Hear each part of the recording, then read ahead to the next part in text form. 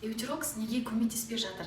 Маған ең жиі қойылатын сұрақтардың бірі, мен Ибрагимова Севара, балалар және ересектердің эндокринолог дәрігерімін.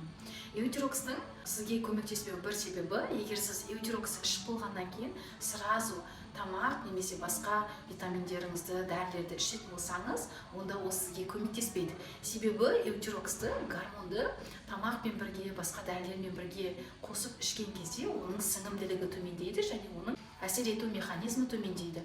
Ал егер сіз эутироксты дұрыс қабылдап жүрсіз, бірақ сонда да ол көмектеспей жатса, онда сіз міндетті түрде қылқынша безге қажет микроэлементтерді, организмге қажет микроэлементтер, витаминдер дефицитін толтыру керексіз. Сол кезде ол сізге көмектесетін болады.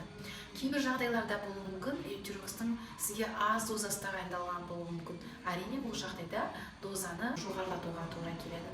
Гипотиреоз туралы толығырақ ақпарат білгіңіз келсе, парақшаға тіркеліп алыңыз. Эутирокс орнына баттар, яғни нутрицептиктерді қолдануға бола ма?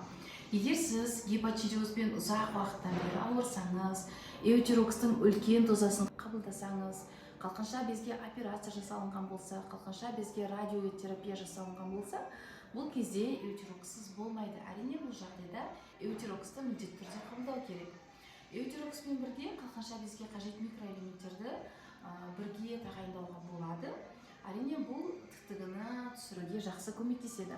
Ал егер сізде гипотиреоз жақында анықталса, эутирокстың аз дозасын қабылдаған болсаңыз, әрине бұл жағдайда организмдегі микроэлементтер, витаминдер дефицитін толтыру арқылы, қалқанша безге қажет микроэлементтер дефицитін толтыру арқылы эутирокссыз емдеуге болады. Енді бұл әр пациенттің жағдайына индивидуально тағайындалынады. Гипотиреоз туралы толығырақ білгіңіз келсе, парақшаға тіркеліп алыңыз. Гормонда анализде норма, бірақ антитипо жоғары. Бұл жағдайда не істеу керек? Антитипоның жоғары болуы бұл аутоиммунды тиреоидит деп аталады. Көбінесе аутоиммунды тиреоидит, аутоиммунды гастритпен бірге қатар жүреді. Яғни екеуі парочка десек болады. Сондықтан, егер сізде анализіңізде қалқанша без гормондары деңгейінің норма, бірақ антитипо жоғары болса, міндетті түрде асқазан ішек жолдарын емдеуден бастау керек. Және кариесті емдеу керек. Сол кезде антитипо төмендейді. ТТГ нормадан неше болу керек? ТТГ-ның референстік нормасы 0,4 пен 4-тің арасында. Егер сіз жүктілікті жоспарласаңыз, онда ТТГ 2,5-ға дейін болу керек. Себебі жүктілік кезінде қалқанша без гормондарына қажеттілік артады. Және жүкті әйел мен жүкті емес әйелдің ТТГ деңгейі екеуінде екі түрлі болады.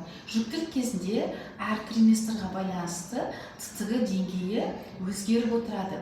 Сондықтан, егер сізде жүктілікті жоспарласаңыз, немесе жүкті болсаңыз, ТТГ деңгейі 2,5-нан көп болатын болса, мысалы 4 болуы мүмкін, 3 болуы мүмкін. Бұл жағдайда организмдегі витаминдер дефицитін толтыру керек, қалқанша безге қажет микроэлементтердің дефицитін толтыру керек. Солай ТТГ деңгейін төмендетуге болады. Ал егер ТТГ деңгейі одан да жоғары болатын болса, мысалы 10-11 болатын болса, әрине ол кезде гормон тағайындауға тура келеді. Әрине, ондай жағдайға жетпеу үшін жүктілікті жоспарлау керек. Жүктілікті жоспарлау үшін қандай анализдер тапсыру керек? Келесі видеода айтатын боламын. Жүктілікті жоспарлау кезінде қандай анализдер тапсыру керек? Біріншісі жалпы қан анализі. Жалпы қан анализіне қарай темір, В витаминдер дефициті бар жоқтығын анықтауға болады. Екіншісі қалқанша без гормондары, ТТГ, свободный Т4, Т3, антитипо, антитг гормондарына анализ тапсыру керек. Үшіншісі биохимиялық қан анализ, яғни жалпы белоктың деңгейін анықтау керек, себебі баланың дамуы үшін, өсуі үшін белок өте қажет. Төртіншісі, егер сізде артық салмақ болса, онда міндетті түрде глюкоза, гликолизированный гемоглобин, индекс хомо анализдерін тапсыру керек, себебі жүктілік кезінде қант диабетінің алдын алу мақсатында. Бесіншісі, витаминдіға анализ тапсыру керек. Бұл анализдерді талдап үйренгіңіз келсе, денсаулық картасы атты гайдымды алсаңыз болады. Гайдта бұл анализдерді толық талдап көрсетті. Олардың жоғарылау себебі, төмендеу себептері, сіздің шағымдарыңыздың пайда болу себептерімен бөлістім. Анализдеріңізді талдап үйренгіңіз келсе, денсаулық картасы атты гайдым сізге көмекші болады.